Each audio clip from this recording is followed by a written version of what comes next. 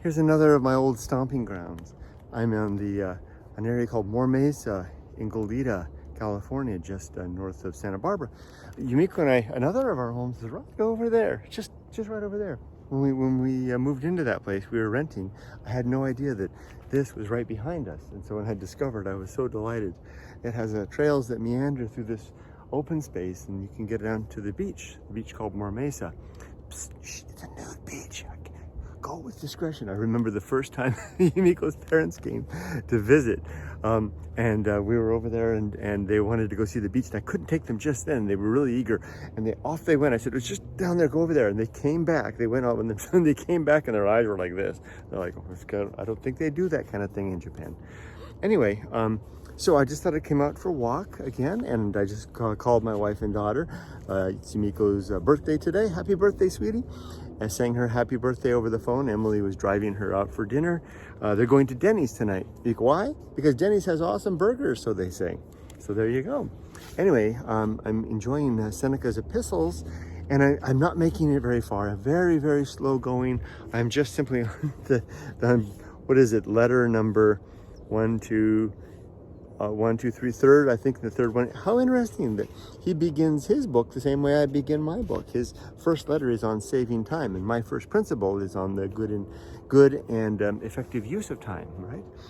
Isn't that the first one? Yeah, good and effective use. No, be always ready to die. Then good and effective use. Number 2. Okay, so I want to read this one to you and then get your thoughts. He's talking about his letters to his friend his friend Lucius,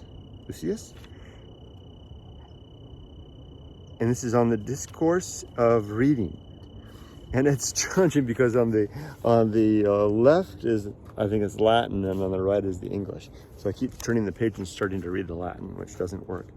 So there's the one right here. I thought this was interesting. He says, each day acquire something that will fortify you against poverty, against death, indeed against any misfortunes as well. And after you have run over many thoughts, select one to be thoughtfully digested that day. This is my own custom. From the many things which I have read, I claim some one part for myself. So what a nice idea. Instead of racing over the thoughts, linger. And he was saying before this how he chooses a select group of authors that he reads from, and he reads over and over of them. And then, not reading too much, but focusing so that he can pick out the gems. And then he says, the thought for today is one which I discovered in Epicurus. Now, Epicurus was he was an Epicurean. Was he a Stoic or a Cynic? Oh, I don't know just what he was. But Epicurus, of course, the father of the Epicurean school, which now that's funny because that word now comes to mean like, very fine, refined taste. But Epicurus himself actually was one who ate very little. In fact, he would say, if you want to give me a gift, give me a pot of cheese so that I can have a feast anytime I like. So it's funny how the man that ate so little and relished in little came to be regarded, his name and idea came to be regarded as, bountiful plenty. Goleta Airport. The thought for today is one which I discovered in Epicurus, for I am wont to cross over even into the enemy's camp, not as a deserter, but as a scout. So the Epicurean school and then the Stoic school, I guess they had, some contention there. So I guess he wasn't a Stoic, because Seneca certainly was. He says, contented poverty is an honorable estate. Contented poverty is an honorable estate. I imagine that gets a little bit of flash, little heckles there, right? How can poverty be? And you don't know anything about poverty. You don't know what it's like to suffer. The key word there is contented, as Seneca goes on to say.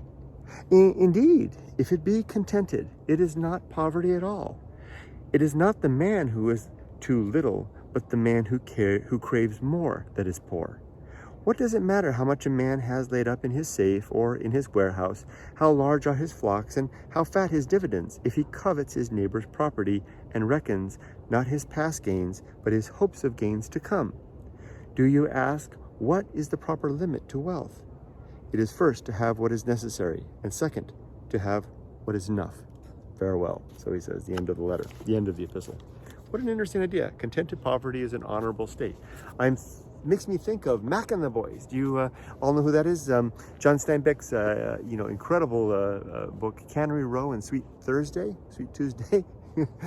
The story of Mac, a homeless guy, and the boys living there in Cannery Row, living kind of the poverty-stricken tramp philosopher, right? And Steinbeck celebrates that.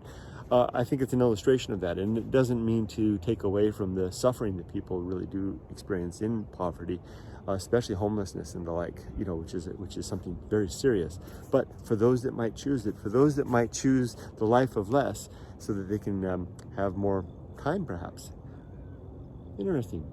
I know. To work really hard at the first so you can get enough, and then you don't have to worry about it anymore. But that doesn't seem to work for everybody. We always seem to wind up retiring in our 60s, and where did the best part of our lives go after all? Well, I don't know. Raising kids, probably. That's a good thing. Okay, well, I'm going to say goodbye, and I'm going to get on back, and I wish you all the best. I was actually going to sleep on the beach tonight. I have my backpack. I'm getting tired of the Airbnb I'm staying in. It's not so good. And I thought, I'll just sneak on down, but it's a 5-foot tide. The water's right up to the cliff. There was no place to sleep. So maybe tonight, I think I'm going to sleep in my car. Don't tell. Talk about contented poverty. I will be quite content. Take care, everybody. Be safe, but not too safe. Bye-bye.